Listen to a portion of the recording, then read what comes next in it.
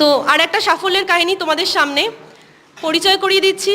আমাদের তপবনেরই একজন ex student, নাম বিশ্বজিৎ পাড়ুই। বর্তমানে ও আরআরবি চেন্নাই বোর্ডে টেকনিশিয়ান পোস্টে চাকরি পেয়েছে। রিসেন্ট 3/2018 যে নোটিফিকেশান নাম্বার, তার এগেনস্টেই। তো বিশ্বজিৎ আজকে তোমাদের সামনে এসেছে। ওর জীবনের কাহিনী, ওর জীবন সংগ্রাম কিভাবে শুরু হয়েছিল আর কিভাবে গিয়ে একটা জায়গায় পরিণতি পেল, সেই কাহিনী আজকে তোমাদের সামনে একটু তুলে ধরবে। বিশ্বজিৎ, তুমি তোমার পরিচয় দিয়ে শুরু করো। নমস্কার, আমার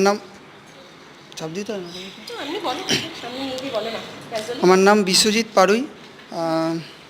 আমার বাড়ি হচ্ছে গুপ্তিপাড়াতে। যাদের কাটোয়া লাইনে বাড়ি তারা হচ্ছে জানে গুপ্তিপাড়া। তো আমি এখানে 2017 সালে পড়তে এসেছিলাম সেপ্টেম্বর মাসে।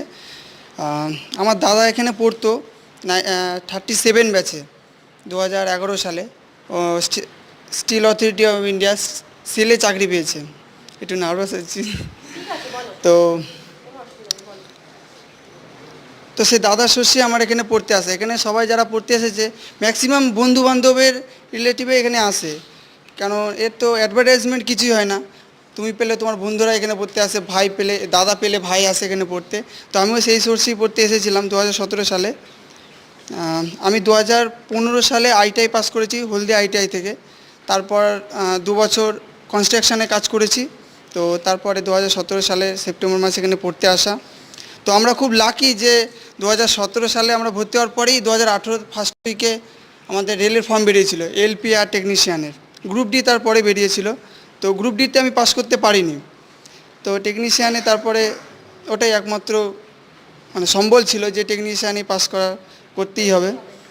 তো তারপরে ততদিনে আমাদের গ্রুপ ডি পরীক্ষার আগে আমাদের টেকনিশিয়ানে ফার্স্ট সিবিটি এক্সাম হয়ে গেছিলো।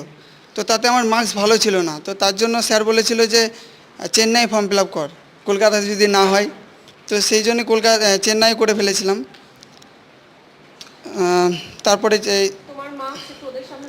হ্যাঁ, আমি ওয়েল্ডার ট্রেডের ছাত্র। তো আমার মার্কস হয়েছিল সিবিটি 1-এ 40 আর সিবিটি 2-এ 45 আর পার্ট বিতে হচ্ছে 57। তো এটা কাট অফ উঠেছিল 40 ওয়েল্ডারের, কেন সবাই জানে ওয়েল্ডারে কাট অফ একটু কম ওঠে। টেকনিক্যালে চাকরি পাওয়া খুব সহজ, এটাই আমি বলবো। কারণ এখানে জানি না তোমরা টেকনিক্যাল না নন টেকনিক্যাল, তো বলবো টেকনিক্যালে চাকরি পাওয়া খুব সহজ, স্যার যেটা বলে। তো এখানের নোটের কথা অনেকে বলে যে নোট পড়লে চাকরি হয়ে যায়। সবথেকে বড় যেখানের ব্যাপারটা হচ্ছে এক্সাম সিস্টেম। কেন তুমি কতটা ইমপ্রুভমেন্ট করছো সেটা তোমার এক্সামে বোঝা যায়। যে আমরা যখন পড়াশোনা করি, তো এখানে যে এক্সামটা নেওয়া হয় সেই এক্সামে বোঝা যায় যে আমরা ঠিকমতো যাচ্ছি কি না। আর তারপরে মেন ব্যাপার হচ্ছে গাইডেন্স। আমরা এখান থেকে বেরোনোর সাথে সাথে আমাদেরকে কেউ বলে সরকারি চাকরি পাওয়া যায় না। ইনফ্যাক্ট আমাদের পাড়ারই এখন আমাকে বিশ্বাস করতে পারে না যে আমরা চাকরি পেয়েছি।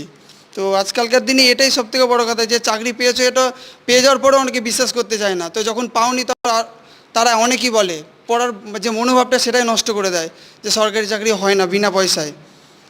তো এই জন্যই বলছি গাইডেন্সের একটু দরকার আছে, কারণ এখান থেকে মোটিভেটেড হয়ে তোমরা চাকরি পাও, এটাই বলবো। আমার হয়েছে, তোমাদেরও হোক। তোমাদের সামনে যে এক্সামগুলো রয়েছে তার জন্য তোমাদের অল দ্য বেস্ট।